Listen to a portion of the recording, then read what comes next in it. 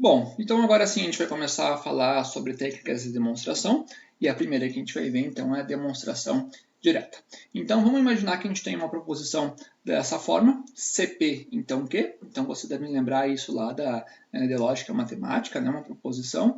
Nós temos aqui um condicional, a gente pode ler também assim, se P ocorre, então Q ocorre, ou então dizer assim que P implica em Q, né? E esse P aqui, se isso aqui é uma proposição, seja um teorema, em geral esse P aqui a gente chama ele de hipótese. Hipótese. E é o que a gente em geral toma como sendo verdade.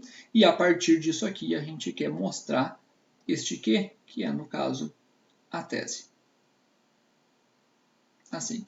Então, se P está ocorrendo, eu quero mostrar aqui que automaticamente vai acontecer também. Tá? É comum também a gente dizer que P é uma condição suficiente para que Q ocorra. Vamos escrever isso? P é suficiente, uma condição suficiente, tá? Vou escrever isso. P é uma condição suficiente para Q. Tá? E o Q, por sua vez, é uma condição necessária para P. Então, Q é uma condição necessária para P. E aí vocês podem ouvir dizer uma condição suficiente, uma condição necessária, como condição suficiente e necessária. Tá? Muito bem, então tem assim uma proposição, CP, então, que é um condicional, o P também pode ser dito como sendo o antecedente do condicional, e a demonstração direta consiste em assumir que P é verdadeira, então isso aqui, no caso, este P aqui, verdadeira, seria a nossa hipótese, e através de uma série de etapas, cada uma como consequência da anterior, concluir que é, no caso, a nossa tese. Bom, por isso que ela é direta, tu sai da esquerda e chega na direita. Tá? Essa série de etapas aqui, isso aqui, não significa que exista uma única forma de chegar em Q. Tá? Existem várias formas de fazer uma demonstração. Certo? Agora, o que precisa acontecer é a gente utilizar argumentos que fazem sentido, argumentos lógicos, definições, teoremas anteriores, axiomas, enfim, tudo que a gente sabe que já é verdade, a gente pode utilizar nessa série de etapas aqui para conseguir chegar nesse aqui. A gente poderia até esquematicamente fazer assim, a demonstração direta, tu parte daqui, que é a hipótese, vamos colocar assim, P, e tu começa dizendo assim, olha, se P ocorre, então alguma coisa vai acontecer. Ou seja, sei lá, tu utilizou aqui alguma definição, algum teorema anterior. Então, se P ocorre, alguma coisa aqui vai acontecer. Eu chamei de P1. Ah, mas se P1 ocorre, então também vai acontecer isso aqui. Vai acontecer um P2. Ah, mas se P2 ocorre, então também vai acontecer um P3. E assim por diante, tu vai fazendo quantas vezes for necessário, até tu conseguir mostrar que isso aqui vai implicar em quê. Então, quer dizer, deixa eu fazer de vermelho. Então, quer dizer, tudo isso que eu fiz aqui no meio é uma série de etapas que seguiu, no caso, uma lógica, né? Seguiu um desencadeamento lógico. Bom? Muito bem, já temos aí mais ou menos a ideia do que é uma demonstração direta. Vamos fazer alguns exemplos, então. Começamos por esta aqui. Uma proposição, uma afirmação. A soma do número par com o número ímpar é um número ímpar. É uma demonstração extremamente simples, talvez vocês já tenham visto ela. Tá? Observem que apareceu aqui a definição de par e ímpar, né? E por isso que eu defini para vocês antes isso, porque aqui a gente vai precisar usar elas. Bom, a primeira coisa que a gente poderia pensar é o seguinte, o que é hipótese e o que é tese aqui? Porque a gente não está no formato CP, então o quê? Está simplesmente uma sentença dizendo que a soma de um par com um número ímpar é um número ímpar. Né? A gente poderia reescrever essa sentença da seguinte forma. A gente poderia dizer assim, olha, se eu pegar o A como sendo um número par, A é par. E vamos pegar um outro número ímpar, B é ímpar. É ímpar. Então, se eu fizer a soma deles, se eu somar os dois, se eu fizer A mais B, isso aqui resulta em um número ímpar. Assim. Então, eu simplesmente reescrevi a sentença que estava aqui em cima de uma forma decondicional. Olha, se A é par e B é ímpar, então A mais B também vai ser um número ímpar. Tá? E aí sim a gente consegue identificar que tudo isso aqui ele é a hipótese e tudo que está aqui é a tese. A gente vai tentar fazer aqui uma demonstração direta, ou seja, eu vou sair daqui e vou tentar chegar aqui. Em geral, aqui é bastante trivial a gente enxergar que isso realmente é verdade, né? Mas em geral o que a gente faz assim se é possível usar números para ter uma ideia do que realmente está dizendo, a gente usa. Mas é só para questão de exemplo, só para verificar que realmente isso aqui está acontecendo. Tá? Na demonstração a gente tem que utilizar valores genéricos, né? Agora a gente pode simplesmente testar, vamos ver se isso realmente está acontecendo. Olha, vamos pegar um número par e um número ímpar e somar e ver se dá ímpar. Né? Então se vocês testar, peguei um número par, o 2, somei com um número ímpar, sei lá, número 5. Peguei par mais ímpar, é o número 7. Fechou, deu ímpar. Né? Testa para outro, a gente pode pegar números inteiros, né? A gente pode pegar número negativo, inclusive. Peguei um número par, menos 6, mais. Vou somar com um número ímpar, vou pegar o número 1, por exemplo. Menos 6 mais 1 deu menos 5. Menos 5 ele é um número ímpar. Né? Então, aqui a gente realmente está verificando, né, que está acontecendo. Mas, de novo, a gente teria que mostrar para todos os números inteiros isso. Né?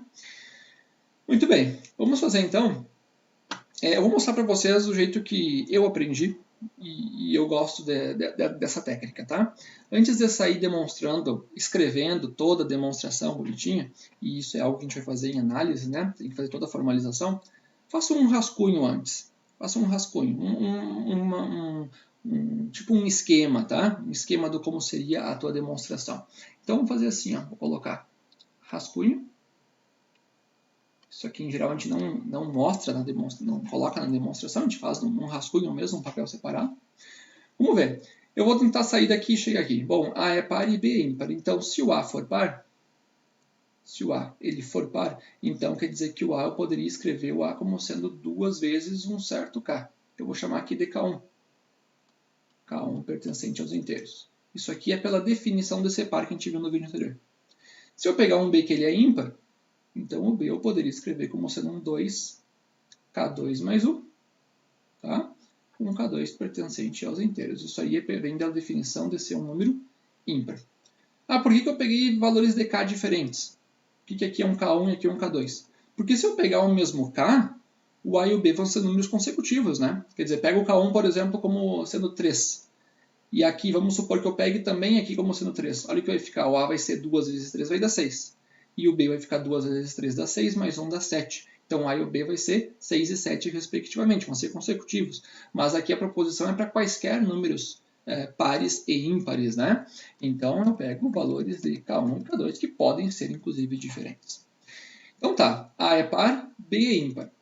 Se isso aqui acontece, e observem que eu acabei de fazer aqui é exatamente a hipótese. Peguei a hipótese. Olha, se isso aqui acontece, o que eu posso fazer? Aonde eu quero chegar? Eu tenho que chegar que A mais B é ímpar. Então aqui, para o A mais B ser ímpar, eu tenho que mostrar que o A mais B ele pode ser escrito como sendo 2 vezes 1K mais 1. Isso aqui é onde eu tenho que chegar. Né? Eu tenho quem que é o A, tenho quem que é o B. Vamos somar os dois. Então, se eu fizer A mais B, o que vai acontecer? Bom, o A é 2K1. Então, vou colocar assim, 2K1 mais o B é 2K2 mais 1. Vai ficar 2K2 mais 1. Estou somando esses dois números, né? Esses aqui são números inteiros, né? Consequentemente, números reais. O que eu poderia fazer é uma associatividade. A gente sabe lá pela álgebra básica que a gente pode associar aqui esses números. Então, essa soma aqui, né? Então, ficaria assim 2K1 mais 2K2 mais 1. Isso aqui é associatividade. Pode até escrever aqui em cima. Associatividade. Além disso, nos números reais, né? E, consequentemente, nos números inteiros vale também a distributiva. Então, eu poderia escrever assim, 2K1 mais K2 mais 1. Coloquei esse 2 em evidência, isso aqui é distributiva. E agora aqui dentro, K1 mais K2, isso aqui são números inteiros, né? Estou somando números inteiros. A gente sabe que a operação de adição nos inteiros é uma operação fechada, né? Então, se eu somar K1 com K2, vai dar também um número inteiro. Então, eu vou simplesmente substituir essa soma aqui, eu vou chamar como sendo um número K inteiro. Sendo este K aí, no caso, este K aí como sendo o K1 mais K2, sendo ele um número inteiro. Então, nota que eu acabei de mostrar que o A mais B é igual a isso, que é igual a isso, que é igual a isso, que é igual a isso aqui, e é exatamente onde eu precisava. A mais B é igual a 2K mais 1, portanto, o A mais B ele é um número ímpar. Então, quer dizer, somando um número par com um número ímpar, resulta em um número ímpar. Tá? Pronto, fizemos a demonstração. Isso aqui é um rascunho da demonstração. Tá? É um esquema. A gente fez simplificado ele. Mas observem que aqui a gente saiu da hipótese, e a gente fez diversos passos. Esses passos que eu fiz aqui no meio são isso que eu coloquei aqui, ó, P1, P2, P3, até que a gente conseguiu chegar na tese, que foi aqui A mais B igual a 2K mais 1. Tá? Muito bem, isso aqui é um rascunho. Tá? A gente vai ver que em análise a gente não pode simplesmente apresentar assim essas demonstrações. A gente tem que escrever formal, tem que fazer uma mini redação. Tá? Então a gente poderia, eu não vou fazer toda ela aqui, vou simplesmente estar apresentando a demonstração formal disso aqui, poderia ser escrita assim. Ó. Primeiro, vocês vão utilizar o rascunho, né? O que eu fiz? Peguei um número par e um número ímpar. Eu saí da hipótese, então eu escrevi. Olha, se A é par e B é ímpar, isso aqui o que eu fiz? Eu parti da hipótese, tá aqui. Se A é par e B é ímpar.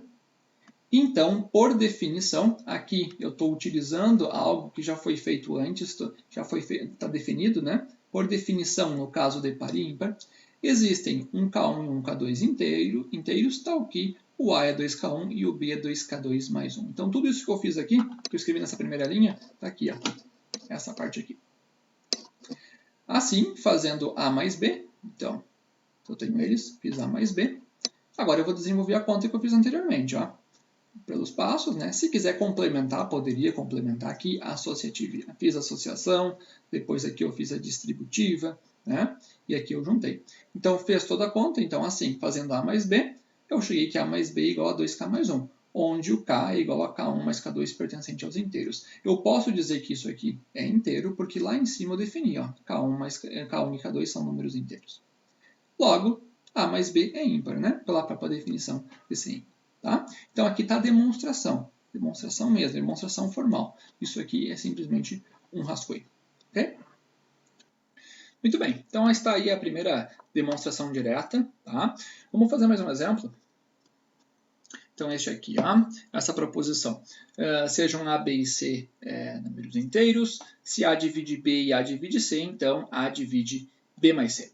Bom, se a gente quisesse colocar aqui já está no formato de condicional, né, mas simbolicamente a gente poderia escrever assim, olha, se A divide B e A divide C, então A divide B mais C. Tá? C, então, aqui nós temos a hipótese, e aqui deste outro lado nós temos a tese. Muito bem, de novo a gente poderia utilizar alguns números inteiros aqui para testar, ver se isso realmente acontece, né? Vamos testar só para ver. Se A divide B, vamos pegar, por exemplo, olha, eu sei que 2 divide 8. Né? 2 divide 8. Estou fazendo 2 aqui como sendo A e o 8 aqui como sendo B. E eu sei também que 2 divide 10, por exemplo. Aqui está o A e esse 10 aqui agora seria o C. Eu posso concluir daí que o 2 divide 8 mais 10? Sim, né? 8 mais 10 é 18, e 18 é divisível por 2. Tá? Então, parece que sim, a gente pode testar para outros números inteiros, né? Mas para se convencer, mas é um convencimento de que isso realmente acontece. Muito bem, então vamos lá, vamos tentar demonstrar. Eu vou de novo fazer um rascunho, primeiro, e depois a gente faz a demonstração formal. Então, vamos lá. Eu tenho que A divide B e A divide C. Então, pela definição de divisibilidade, se o A divide B, então eu posso dizer que o B ele é escrito como sendo um A vezes um K1, né? Esse K1 aí sendo um número inteiro. Disse isso aqui pela definição que a gente viu lá no primeiro vídeo de divisibilidade. Da mesma forma, A divide C. Então, se o A divide C, é porque o C ele poderia ser escrito como sendo um A vezes um K2. né? E de novo, por que eu pego um K2 e não K1, que nem eu fiz aqui para o valor dB? Porque se eu pegar iguais aqui, esse K1 igual a este aqui, esse K2, então o B e o C são iguais, né? Nada impede que eles sejam iguais, né? Mas aqui é para B e C quaisquer, tá bom? Por isso que eu peguei K1 e um K2. Muito bem, então o que eu acabei de colocar aqui foi simplesmente uma consequência da hipótese, né? Usei a definição aí de um número inteiro ser divisível por outro. Bom, a partir daí, o que eu vou fazer? Vamos olhar para onde eu tenho que chegar. Eu tenho que chegar aqui, tenho que mostrar que A divide B mais C. Dizer que A divide B mais C, por definição, é dizer que o B mais C ele pode ser escrito como sendo A vezes um número inteiro K. Então, escrever assim e escrever assim dá na mesma. Tá? Então, se eu conseguir mostrar isso, acabou. Então, vamos lá. Eu tenho quem que é o B, tenho quem que é o C. Eu vou fazer exatamente essa parte que está aqui, ó, na esquerda. Eu vou fazer a soma. Então, fazendo B mais C, quem que é o B? O B é A vezes K1. Mais, e quem que é o C? É A vezes K2. Então, B mais C é AK1 mais AK2. Dá para colocar aqui em evidência, por distributividade, né? A gente sabe que ocorre. E aí, dentro dos parênteses aqui, a gente tem aqui a soma de dois números inteiros, que a gente sabe que vai dar um número inteiro. Eu vou chamar simplesmente de K. K, aí, como sendo, no caso, o K1 mais o K2, que é igual, tá? K2, pertencente aos inteiros. Pronto, acabamos de chegar onde a gente queria, né? A gente mostrou que B mais C é igual a A vezes K. Então, portanto, o A ele divide B mais C, tá? Muito bem, fizemos aqui o rascunho. Esse aqui, no caso, é o caminho que a gente tem que traçar para conseguir demonstrar essa proposição. E aí sim a gente vai tentar escrever isso formalmente. Então a gente faria assim. Uma forma, tá? De novo, é uma forma. Não quer dizer que vocês tenham que escrever exatamente como está aqui, né? Seguir exatamente esses passos. Vocês podem usar outras palavras, né? Desde que tenha uma argumentação lógica, né? Um raciocínio lógico, um desencadeamento lógico. Então, demonstração.